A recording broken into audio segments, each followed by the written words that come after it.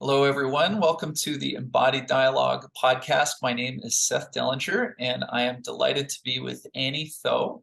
I just realized, did I pronounce your Yeah, last you name did. correctly? Oh, okay. Excellent. Thoe. Yeah. um, so Annie and I know each other because we are both Feldenkrais practitioners, but we've also sort of already agreed we're not going to talk so much about Feldenkrais today because what's really unique about Annie is she's been teaching for about 35 years, all kinds of different awareness practices and movement practices. But a real special emphasis for the last decade or so has been on the connection to nature. And I believe you teach outdoors, you have a naturalist training. Um, if there's anything else important that I missed, maybe you can fill that in. But I also just want to, welcome you to the podcast. Thanks for being here. Oh, thanks, Seth. It's great to be here. And we've been communicating back and forth for the past 10 years. So it's great to have this time together and Yeah. explore nature awareness and how to work with nature using Feldenkrais, using awareness, and really expanding awareness with that and expanding movement. Yeah. So I was looking at your website and I saw something on there that I thought might be a nice bridge. You talk about nature wisdom, Yes. and you just in your own sort of description about yourself, you talked about listening to your body and listening to nature. Like, just seem like those are like two anchors for you. And of course, here we are in a world where we're we're not as connected to nature as we once were. And yet I think there is a growing realization, at least by some people, of the importance of that. I'm feeling grateful just that anticipating talking to you, I said, oh my God, I haven't been outside today. So I just went for a walk out in the rain because I'm on the fourth floor. Just as I said, I can't be indoors all day before I talk to Annie. But could you say more just about our bodies being in nature and why is this so compelling for you? Hmm. Our bodies being in nature. Well, we're very cut off from nature with our modern technology now. And even, this is such great technology to be able to talk to you. We're on opposite coasts. I'm on the West Coast, you're on the East Coast. And it's a different, it's a different world we're living in right now as far as the Western culture, Western civilization, and we aren't really realizing how much of nature is leaving us, and I don't want to get too dark here, but there's a lot of species that have gone extinct. There's a lot of forests that have been cut down, especially old growth, and there is a lot of changing on the planet from the fracking and the solar flares, and there's just a lot going on to the earth right now on the big picture, and we can get scientific about it, but to actually feel the changes that are happening on the planet with climate change, with the change in species and migration, it's a lot to be alive right now and kind of connect with the natural world, how to manage the grief of some of the Yeah. losses we're experiencing is really challenging for people. And a lot of people just want to check out on Netflix or, novels or something like that. I find myself do that sometimes. And how to be present with nature today, it is vitalizing and it is restoring, and it gives me strength. It gives me actually hope to Mhm. connect with the natural world, even if something was gone, like, one of my favorite trees got cut down or something like that. I still have, it's like losing a family member, but there's still the people here today, and so there's still the trees that are still here. There's still birds here. There's, Mhm. to be present to what is here today is what I can do. Yeah. Yeah. Yeah. And by doing that, instead of just sinking into the land of grief about what's being lost or what's being disconnected with, it's just a real conscious decision to live, to be alive, and to connect with everything that's alive, which is Mhm. this planet and other people and all the beings of animals. So that's kind of why nature is so important. And it doesn't require a PhD. Children do it naturally. And I think we forget how simple it is to feel the wind, connect with the sunshine, connect with the nearest tree. Mhm. It's a really simple process, and it really can restore our health, our relationships with each other, our appreciation of what we have, that we don't feel such a scarcity, that we need to buy more for this grief or loss or anticipating loss that we have. So nature is full of wisdom for us. Yeah. Mhm. So how do you take a person who really doesn't feel that connection, which seems so, shall we say, natural for you at this point? Yeah. You talk about it, you talk about the trees like family members, but most people really aren't there. Or Yes. I don't know, most people, that feels like a very large generalization, but certainly a lot of people I know in my own life. I was telling you before we started the podcast how just discovering a local park and then deciding to spend more time in that park, it's actually been a revelation in my life. Yeah. But how do people sort of wake up from that non-relationship to nature? How can they come back? Gently. Gently. I mean, be kind to yourself if you have been not paying attention to nature, and you feel like, oh, I just have been that person just glued to the screen or indoors all the time or afraid of nature. There's one of the most simple, accessible things is a rock. Oh, A great. Got your rock with you. Yeah, I have many rocks around. Not too many in the house, but a few of my favorites. And I try not to hoard them because, it gets heavy having too many things. But I have two different ones. I got a heavy one and one that's this is really lovely. But anyway, I'll take the lighter one for a moment. But rocks are usually pretty accessible, even in the city. You're able to find a rock somewhere. And having a rock instantly connects you to something that's very old. And today we're kind of separated in our family systems. We don't live necessarily close to all our relatives and our older relatives. And rocks are like a ancestor. They've been around the planet, some of them for millions of years. And when you touch something that's that old, it does something to your nervous system. You recognize it. It's not a piece of plastic. It's not wood.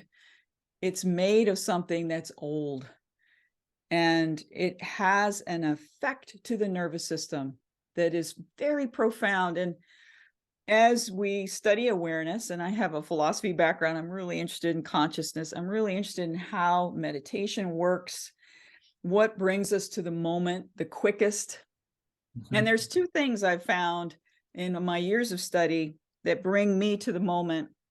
Rocks are one of the external things that help me quickly connect to the earth because it's made of the earth, it's heavy, it has density.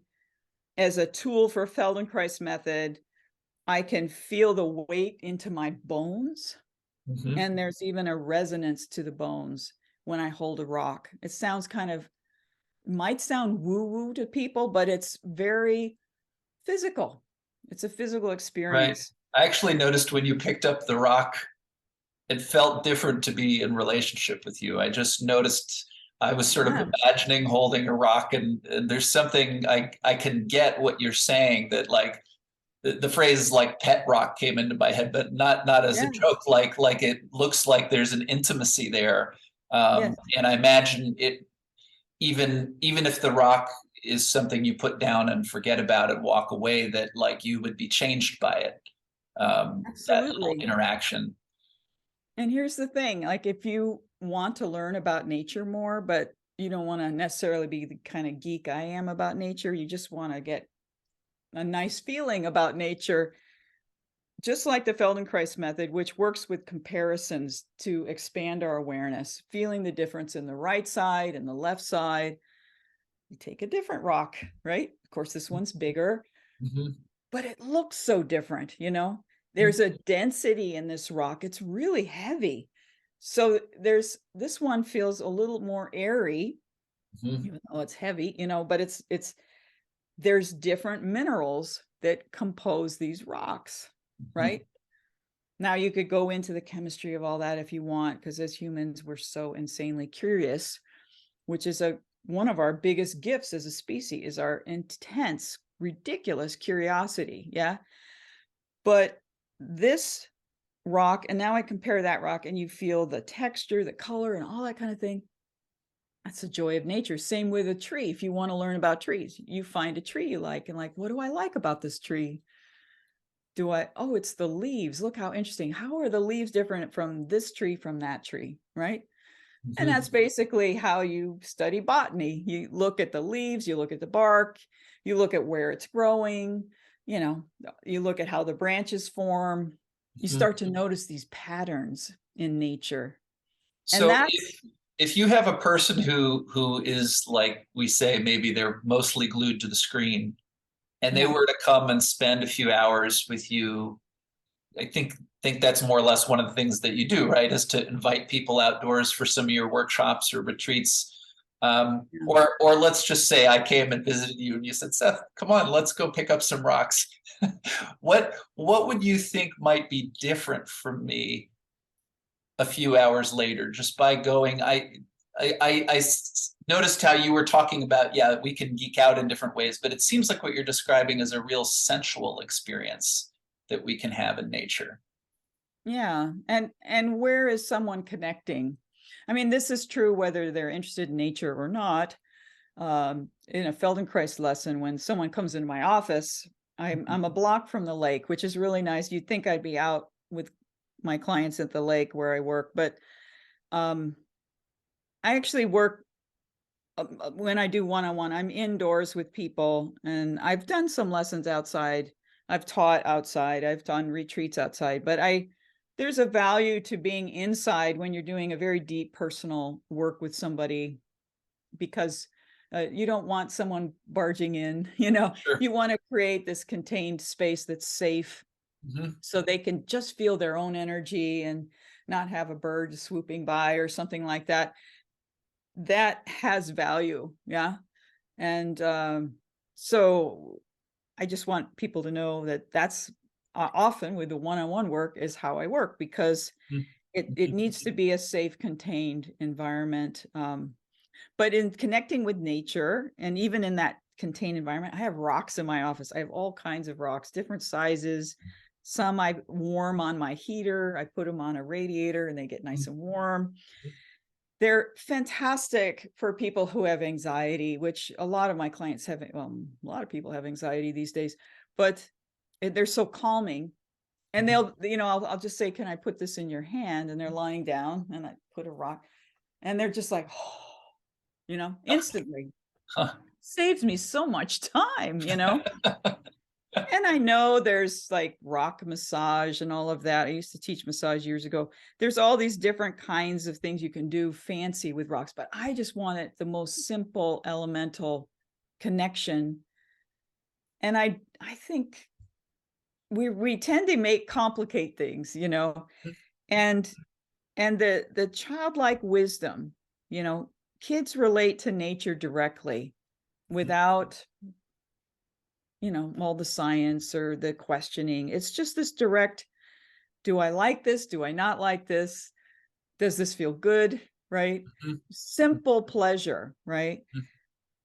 And simple information that the rock provides of gravity, of where you are right now. It it's like a little anchor for the mind to rest. Mhm. Mhm. Just like a tree does that, but a tree is different than a rock, right? And so when we connect to a tree, you're attracted somehow. Why am I attracted to this tree? You can even ask that question. What Yeah. is it about this tree that makes me want to go over to it or put my hand on it? Or how do I feel when I'm near this tree, right? Mhm. This is how simple it can be, but so profound. Um, this simple connection with nature. And I feel almost embarrassed to talk about it like this, but I think a lot of people haven't had that experience because they're moving so much. Right. They're trying to achieve something. They're even like the meditators out there, they're trying to achieve presence or whatever it is, it doesn't need to be hard, any harder than it is to listen to music, right? Hmm. Can we just let the music in? Do I like the music? Do I not like the music? What do I like about it? Hmm. Keep it simple. Hmm. And Hmm. then you keep that growing. So yeah, I really appreciated what you said about how easy it can be.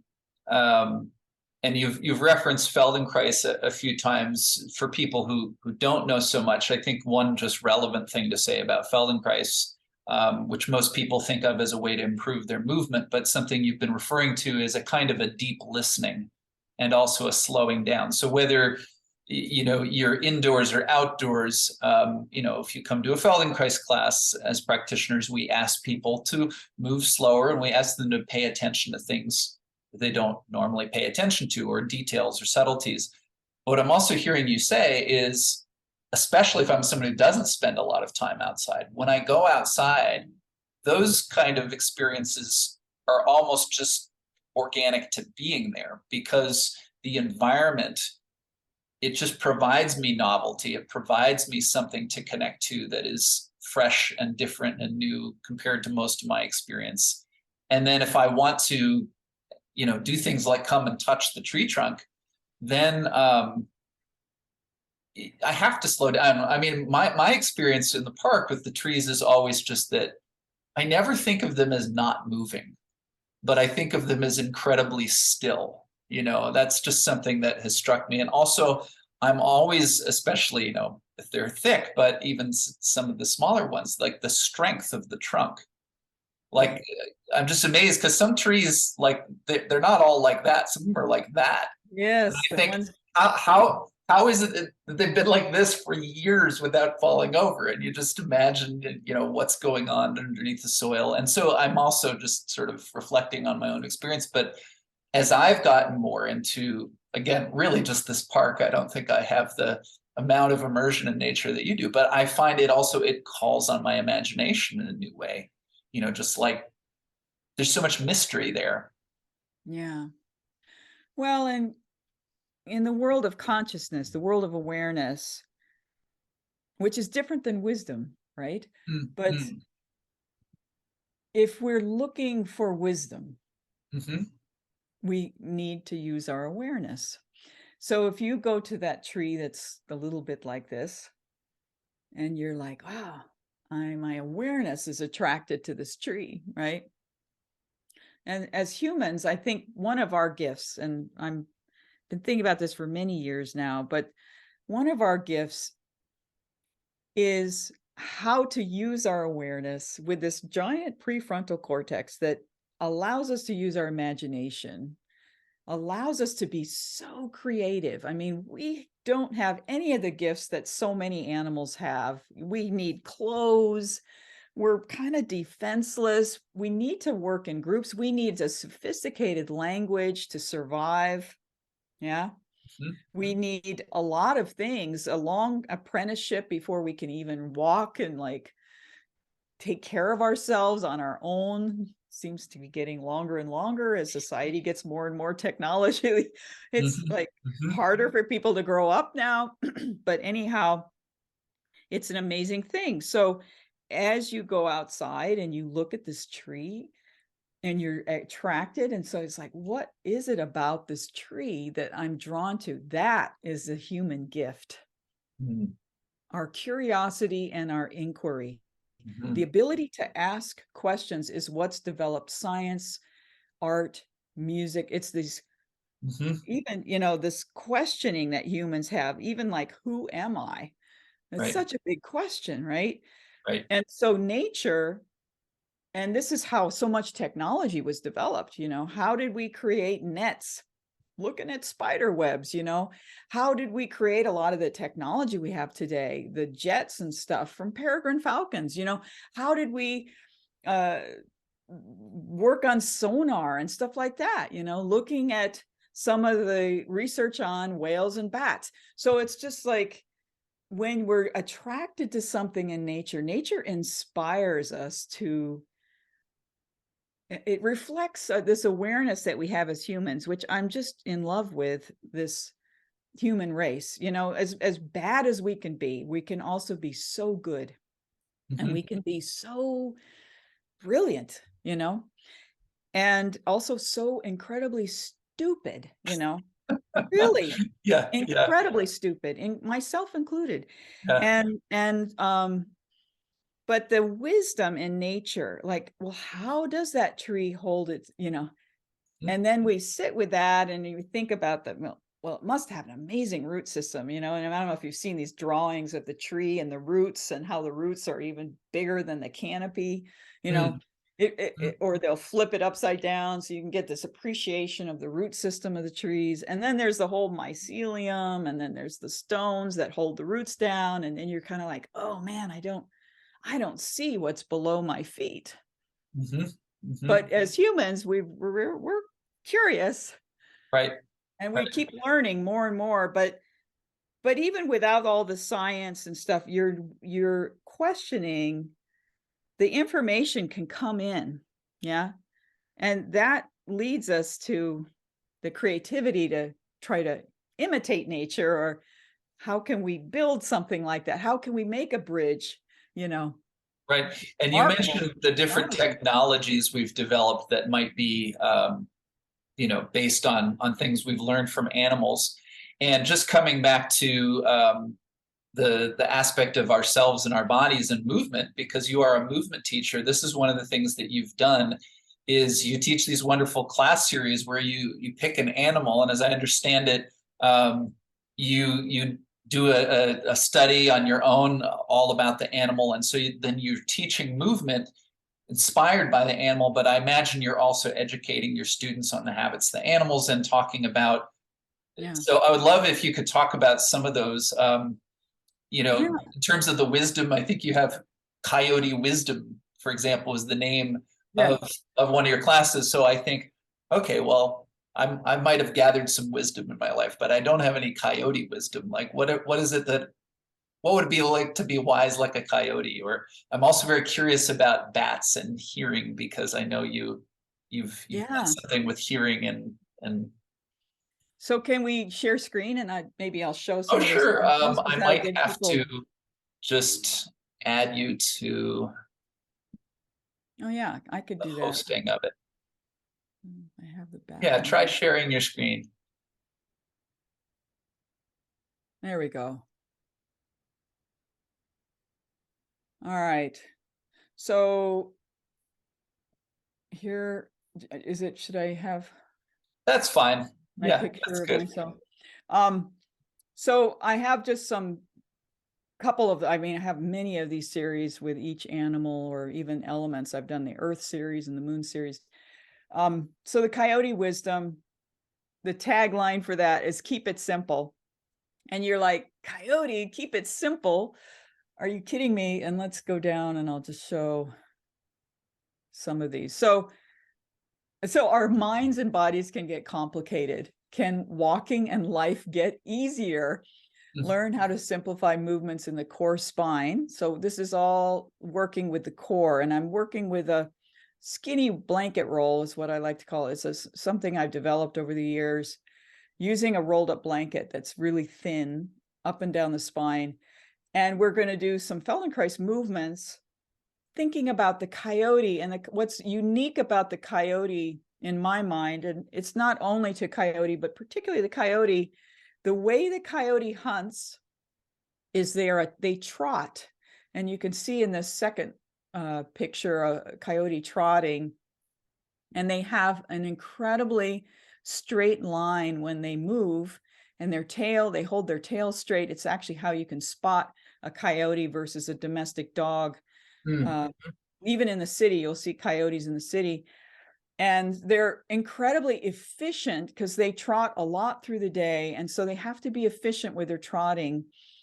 And because of that, I was just studying, okay, how can we move like a coyote's trotting? And so I developed these lessons that help really connect to the core and simplify walking movements you need to walk as a human, but we get on all fours, sort of, mostly on your back, so you can feel the long spine.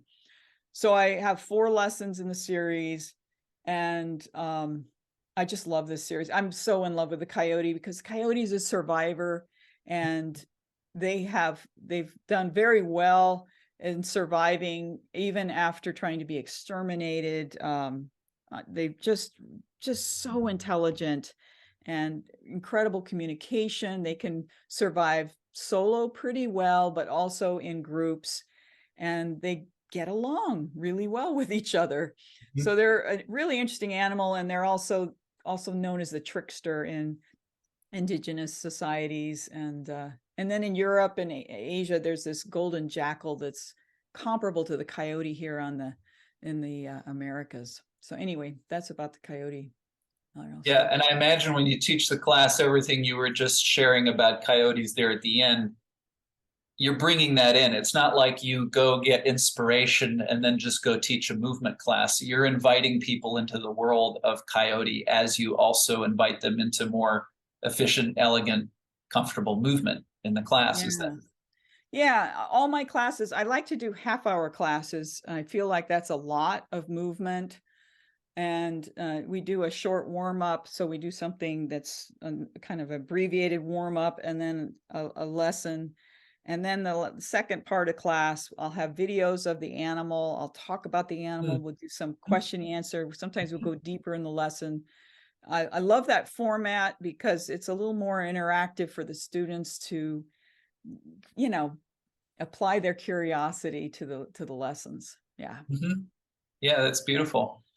I just noticed some of the other, I wrote down, like you have the series you teach where you talk about orcas and dolphins and how their breath holding Yes. is so important, because I guess they're mammals, even though they go underwater. So, and then you have a particular class you taught where you're asking people to hold their breath and do a leg kick, which when Right. I thought of that, I thought I could probably do that, but that's not something I ever would have thought of trying to do.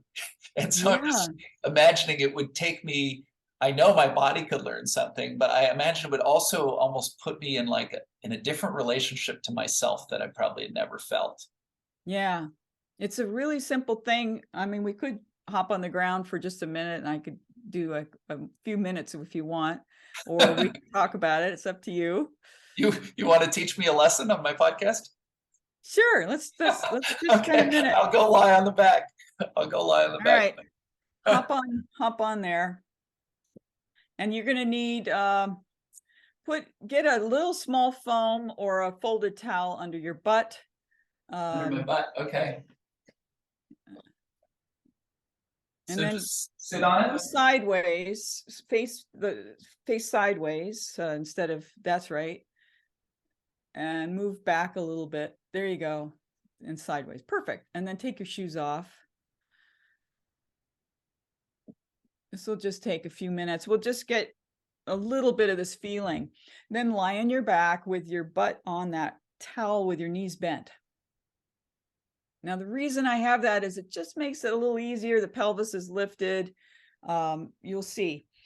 And now, Seth, we're going to do something from yoga, which is the alternate nostril breathing, but a little bit different. You're going to take the right thumb against the right nostril and block the right nostril. And if you can't breathe through your left, you can cheat and breathe a little through the right or through the mouth. All right. Take your left hand on top of your head. Okay. Now, if you were an orca, that would be your blowhole or sort of. Okay. But anyhow, so you're going to bring one knee up a little bit so that your foot is pointed toward the ceiling. Keep the knee bent. And then the other knee. Okay, great. And you can keep them apart. Relax your feet. You don't have to, yeah. Okay, so before we start too much, just lower your heels a little bit and bring them up. So just find sorry, oh, that was good. You did exactly what I said. Lower your lower legs a little bit. So you bend the knees and you bring them up. Yeah. And make it easy. So you can bring your knees a little higher up if it's easier to do that. So you get that movement. Okay, good. And straighten your legs a little bit more upward. So we start up. That's it. Inhale through the left nostril now. Inhale. And then hold the breath by closing off both nostrils, and then just lower and raise your lower legs up and down while you hold your breath. Don't make it too big of a movement. Make it easy, like you're in the water, and then exhale right. Open the right nostril. Good. And now inhale right.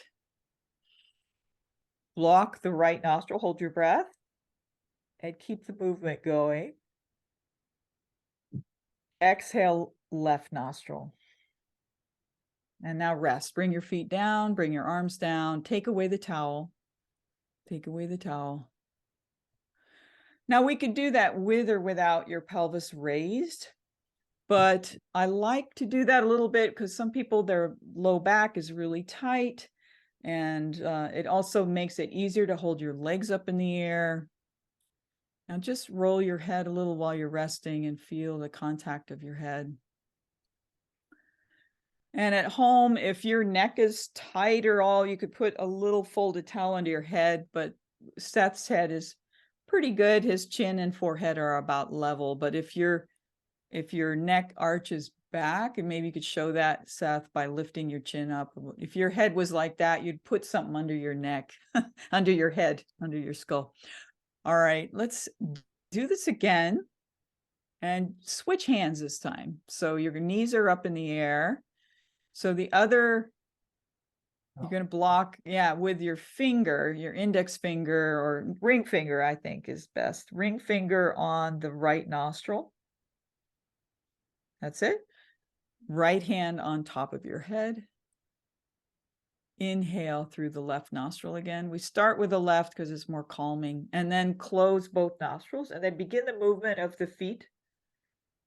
And imagine you're in the water. Imagine you're in the water and your feet are propelling you, and you relax your rib cage, relax in the water. And now exhale through the right. Take it easy, go slow. Slow it down, there's no hurry. Inhale right.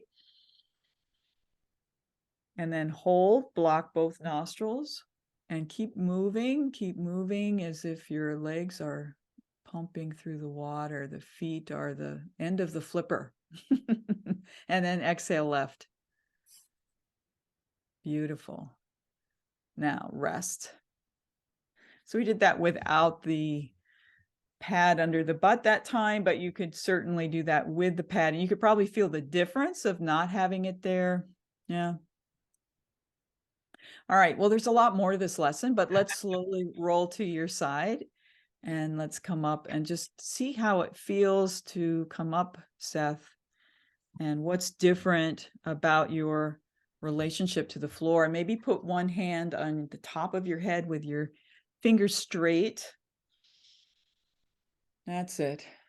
And just notice the connection of the top of your head to your feet. It's a big transition to go from the water to land. Mm. Yeah. And then just take a step forward and a step back, and just to sense the uprightness of our human connection. Yeah. Beautiful. And then take the hand away and just walk around a little bit. And then when you're ready, come back and we'll keep talking. Nice. So that's just a little exploration of, there's so much going on in that lesson, but let's hear how you feel, Seth. Yeah. Well, that was fun. And one of the things that I noticed is, in the beginning, it's kind of like, all right, am I doing this right? Where did she say my hand goes? What am I doing? Something changed when you said, imagine you're in the water. Yeah. I mean, very simple, but it was like, oh yeah, that's why we're doing this. And then just to imagine, yeah, this was how I would have to actually create movement. Like, I need to get somewhere. I'm not in a movement class. I'm a different species now. I'm trying to do Right. something. And then I Yeah. love when I stood up, you were kind of like, well, now remember you're a human again. And Yeah. that's the thing about being human, you stand on your feet. And I was like, oh yeah. And so I mean, just very simple, Yeah. but I just appreciate that extra layer Yeah. to a thing that otherwise is very familiar to me. I go to a movement class and the movement teacher gives me some instructions, but yeah, you allowed me to also just experience that curiosity that you were talking about, which is something that often people don't experience in the movement class. It's like, I'm here to, Yeah. get flexible or burn calories or something. And then, I'm here on the fourth floor in my apartment, but I can just imagine how this makes me want to get outside too, or it makes me want to get Yeah. out to the water and see some orcas or something. They recognize you when you appreciate them. Mm. I know that sounds far out, but since I did this Dragonfly series, which is just amazing. The dragonflies are kind of this prehistoric insect. They used to be like huge. It was hard to imagine, just like a giant raven-sized being. And when we had a lot of oxygen on the planet, they were really big, and then they shrunk as the oxygen shifted. Mm. Uh, Anyhow, interesting story. But the Dragonfly series, it works a lot with vision, and they have the biggest eye compared to the rest of the body of anything on the planet. They it's like a football helmet on each side of your face. It's just ridiculous. Uh-huh. And so to imagine, if you just do that right now, like put your hands spread and then imagine, well, just go ahead like this. This is still not football, but you get a Right. sense of if your eye, and then look with your eyes at your fingers and sense like, wow, if you had that kind of vision, what that does to Right. you. Well, I just feel like I want to open my eyes a little wider for one, and just keep them.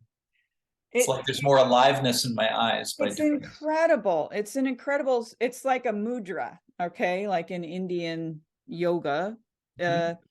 a mudra affects our consciousness directly. And so this is Annie's Dragonfly Mudra, but just doing that and then accessing. Well, anyway, so I was teaching this class. It's a great story because I haven't published this video yet, but there's this guy on the internet that is a Dragonfly Whisperer, and he gets dragonflies to like land on his finger. And I was like, oh, that sounds so cool. I'd like to do that. So, and before I even found out about the Dragonfly Whisperer guy, I was going out and having these incredible interactions where the dragonflies were coming and, right there in front of my face. And I'm like, this is so great because, I'm teaching the class right now and they're coming to me. So I went out and there's this thing where you can get a dragonfly to land on your finger. And so I went to this lake, this little pond near where I live. And I was, this crazy lady wading out and, trying to do this with my Right. fingers. Right. There are other people What's swimming that in crazy this lady pond, doing? and I'm going like this, it's calling the dragonflies. And this dragonfly came, and it was so curious about me, and it kept coming and it would come, and then it touched my finger, Seth. It Mhm. came and touched my finger, and I got it on video and everything. It would come and it would go back, and then it finally came and it touched my finger like, it was incredible.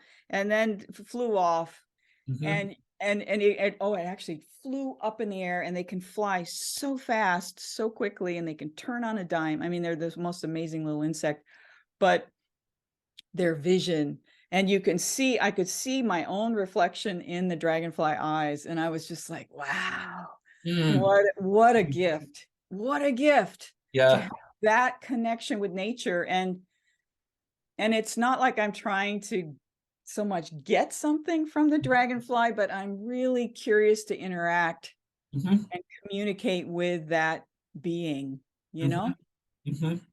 and how intelligent they must be to see like their sense of time, because they can see so much, their time slows down. It's like the movie cameras, we see it 60 cycles maybe usually 30 cycles per second. And theirs, it's like, I don't know, thousands or something. Time slows down for dragonflies. Mm. Interesting concept of time, right? And perception. Yeah, there's this cool book I had. So wait, I'm not sure I totally got that. There's something about how they're using their eyes that you're saying might give them a different sense of time. Absolutely, because they break down. It's just true with many birds too, because their eyes are much bigger in their brain than our eyes and so forth. So they see cats. There's another one. Cats have a huge eye in comparison to their brain. But anyhow, that's how they can respond so quickly because So they have big eyes, so it's much like I time, put more frames in my more movie. frames per second.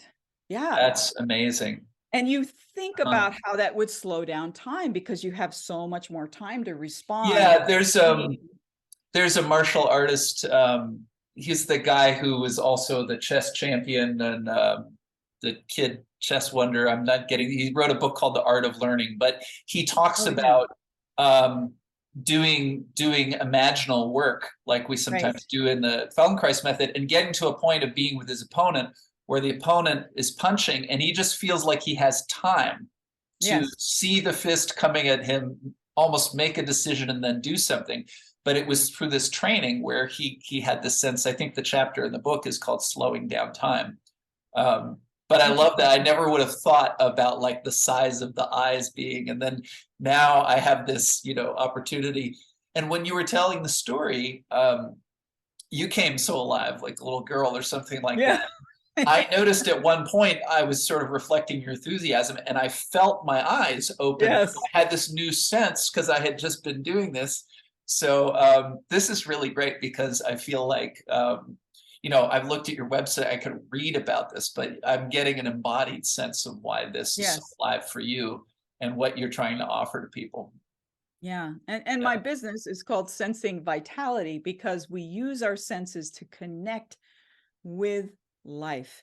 And life has so many different forms, not just human life, but everything, from a stone, I've got this candle burning here, like this is an old meditation practice to do, connecting with a candle flame.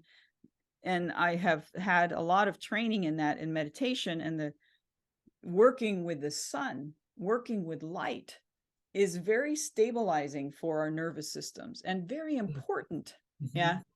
And that's why people worship the sun. And in modern times, people are like, worship the sun. And it's like, well, if you live in the Northwest, man, you worship the sun, because when you don't have it, it's hard on our nervous system, right? Right. And you could try to use lights and stuff in your apartment or whatever, but it's not the same as the sun or this. Yeah. And so light is such an important element, right? Yeah. I'm curious also, just in hearing you say that, because I've been thinking about lights, which is something that I hadn't considered so much in past years. But I do this workshop in the park, which I talked to you a little bit about. And I was preparing the workshop one day and just walking in the park the day before. And I noticed this experience of I'm walking and I have my rhythm, and the sun's coming down through the trees. But of course, sometimes there's a tree branch and sometimes there's a gap. And I'm walking and I realized there was like this pulsing rhythm that I could feel in my eyes, because it was like there was a little more light, a little less. And there was this ongoing, and it kind of blew me away. And I realized, well, this is happening all the time. Like we're constantly adjusting for light.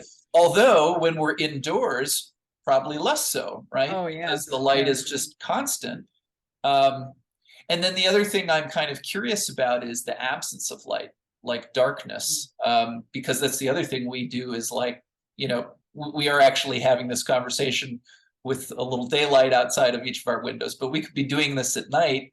Whereas, if we weren't human, it would just be dark. It occurs to me that darkness also relates to mystery. Yeah. Anyway, I'm just curious anything you would say about lightness and darkness, since sounds like you've you've thought about this. I have thought about it. Well, and we've done the bat series and the owl, and actually the whale series is very interesting because the whales go down so far where it's Mhm. so dark, and they're really relying on echolocation and their singing to navigate, which is just, it's amazing. They say a whale song can travel 10,000 miles, which is just hard to imagine your voice carrying. Well, it can't in the air, but sound in the water is transported so much better Well, it just by way occurs of to me too, voice. there's not one whale projecting its Yes, voice for 10,000. There's all the whales. So what does it even sound like? The some sort of symphony that we could never experience happening down there. exactly. Yeah, but now we've got all this interference from our technology, from the big Yeah, cruise ships yeah, and yeah. the military testing, and Mm. it's really disrupted the whales, which is why we're seeing a lot of tragedy there. But back to the positive message. But Yeah, to darkness, and sleep, for instance, I did this series on sleep, and just how important the darkness is with our biorhythms, to quiet the mind, and what happens in the dark. Fascinating. There's this great newer book out on why we sleep, is the name of it. But it's it's really important, and we do this in Feldenkrais where we stop and rest. Yeah. And I've been doing this so much more since I really dove deep with the nature teaching, that animals rest a lot throughout their mm, day. mm, There's a few that are like us that just do an 8-hour rest, but if you observe animals, they're feeding, and then they pause and they're resting. And you can see it in birds really nicely, but in just about any animal, even like the elephants that are constantly grazing, they rest as they go. And I think we've forgotten how to live like that. yeah. Um, Now I had this experience with the Hadzabe tribe in um, the Serengeti in Africa, and I was just so lucky. I mean, it was only 3 days, but it was phenomenal to be with this tribe that is a hunting and gathering tribe, and they rest throughout their day. They'll stop, they'll be gathering stuff, and then they rest, and particularly during the heat of the day. Mm, But there was this sort of sense of time that was just like the environment, you know? And I could feel my own nervous system. And I thought, wow, here I am, nature girl and Feldenkrais. And I could feel my dissonance, I should say, mhm. of Right, just not as restful as these people. right. My nervous system, so like this in comparison to the environment. And so I've been like, since that trip, and that was a little while ago now, but since that trip, and then just diving deeper in observing the natural world and feeling it more, can I pause more often, not just once an hour, but just take more pauses through the day Yeah, to connect, yeah, my body to the environment, to life. It's yeah, really helpful. It's helpful. yeah, yeah. No, that's a really beautiful story. I was noticing that it kind of took me back to something you said right at the beginning of our conversation about grief. But when you talked about dissonance, and I do a practice called the art of circling, and my main teacher, Guy Sengstock, he talks about, and so this is a practice of basically how we relate. So what it looks like is people talking, but in the same way we do in the Feldenkrais method, and we sort of get into some of the subtleties or notice things in our movement that are always happening that we don't normally pay attention to. In circling, we do this in conversation. We notice the dynamics. But one of the things he often says is, listening begins when you realize you're not listening. And another thing that happens is we talk about a dissonance, like someone has got a big smile on their face and they're telling you a really depressing story, and you say, you know, I see you smiling, but I'm feeling this dissonance. And what strikes me is in your story, when you felt that dissonance between your nervous system and this tribe in the Serengeti, and what it's like, there's a moment of grief there, Yeah. but there's also a recognition of something else that's possible.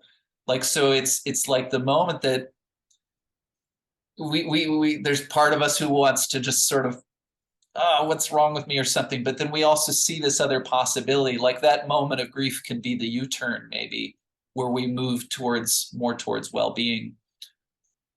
Mm. Yeah. It's so interesting, isn't it? Well, and there is a lot of dissonance right now, right? Yeah. In so many levels, even just in our country with the politics right now. Oh my gosh, so much dissonance, right? How do we have unity? How do we listen to one another if we disagree with what someone might be saying? Can we listen and be more receptive to one another? Yeah. Yeah. And not necessarily have to exterminate them or isolate them or whatever, Right. send them Right. away, or Right. how do we listen? How do we listen? Yeah, it's important for our survival, but also for all the beings on the planet, that we can listen, have this receptivity, and that our nervous systems can be more harmonic with, and it's hard because there's a lot going on in the environment, but can we be peaceful? Can we be present?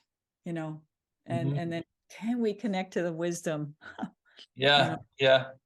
Well, something that I learned from you today, or I maybe didn't actually learn the lesson yet, but I've got a wake up call, is you're actually very clear about how much time you spend in front of these screens, and I know we're sort of reaching the limit of how much of that you yeah. wanted to do today.